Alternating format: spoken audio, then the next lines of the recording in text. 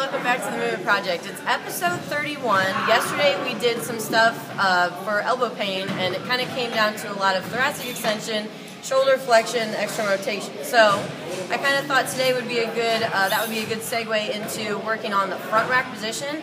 I know a lot of people, especially from teaching like high school kids, the one that's filming my video right now, I know that she has trouble with it.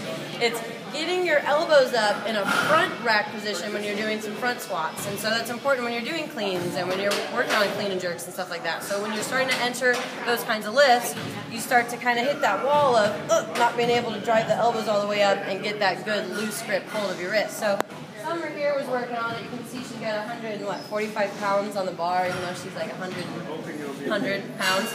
So she's awesome. But we're going to help her get a little bit better positioning by just giving her one external rotation drill. You can see she's got a mini band just above her elbow. She's got something that's elevated to where she can keep her elbows lifted. That way, when she lets her head fall in between her arms, we can get as much extension out of her thoracic and flexion out of the shoulder. And what I'll do next is give her this dowel.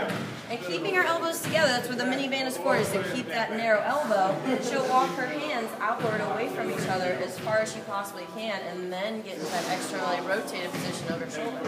So she'll go as far as she can, inch, inch, inch, inch, inch, inch, inch, and when she hears, or kind of hits that brick wall, then she'll start to just move. You know, the contract, relax method of just trying to get in and out of position. So for her, she feels a lot of it in her erectors down her spine, so we're working a little bit more on the extension and part of her thoracic. But then we can also work the position of her shoulder, so she can move in and move out. And as she goes through this for about 3 to 5 minutes, she can just see if she can kind of open up her hands a little bit more. So my suggestion, since we're only prescribing the one exercise for you guys today, is to do this intermittently. You're working on front squats, do this for a couple minutes, then do a heavy set, and then go back to it, and then go back to the heavy set. So there's never any reason why you should be just sitting around and socializing in between lifts. You can actually do something active, actually help your lift while you're resting. Okay, so it's episode 31. That's your prescription for the day. Good luck.